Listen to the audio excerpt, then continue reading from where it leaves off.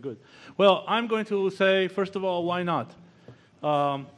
Why not in the sense that we have peace with Egypt for 30 years. We have peace with Jordan for 15 years.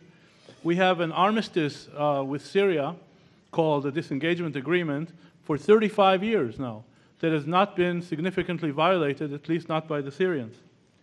So why not?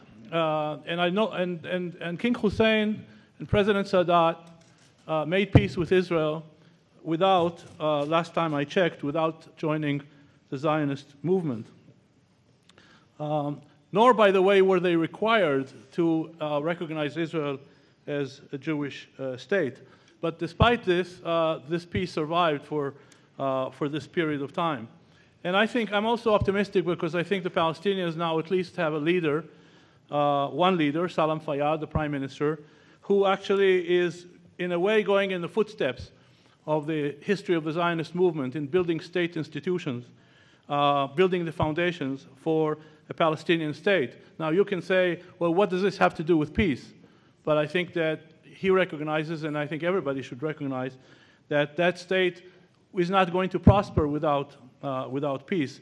So this trend towards pragmatism on the Palestinian side is another reason why we should be optimistic. What does it take to make peace? I think it requires 5 things.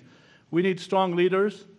We need rational leaders that can calculate their interests. We need leaders that refrain from making unreasonable demands. And I think that in that sense, a demand for Israel to accept the right of return is unreasonable. A demand for the Palestinians to accept the Zionist narrative is also unreasonable. So we need leaders that make reasonable demands. We need broad public support, and we need to be able to deal with the minorities that oppose peace on both sides.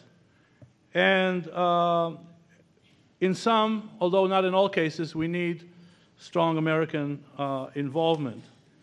Unfortunately, right now, we don't have these preconditions, which means we have to be even smarter in terms of what should this process look like now so that the prospects will be better.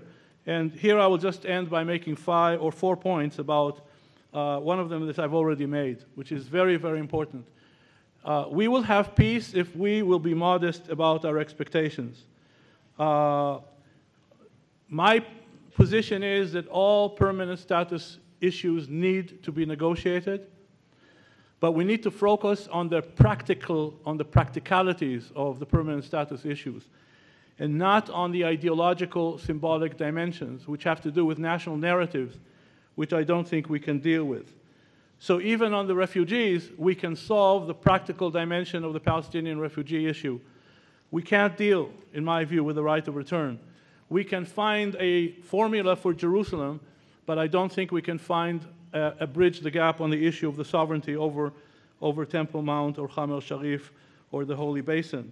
So we need to focus on the practicalities and not on the symbolic ideological dimensions. That's number 1.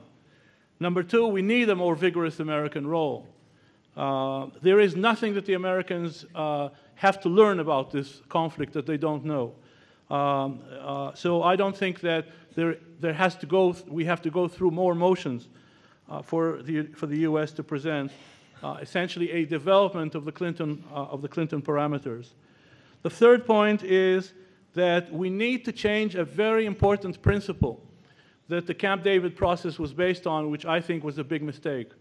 The principle that the Camp David negotiations was based on was that nothing is agreed upon until everything is agreed upon.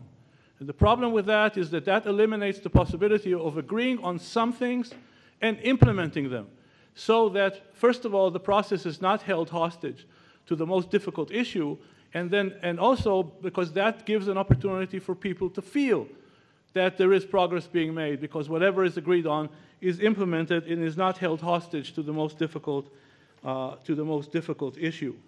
So this principle that nothing is agreed upon until everything is agreed upon, in my view, has to change. And finally, I think that the process has to include a much more vigorous role for the Arab states.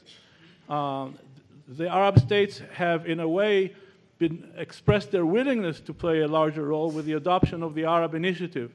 But here again, an important amendment has to be made, because the nature of the Arab Initiative is that if Israel meets all the requirements of the initiative, then it will see the benefits.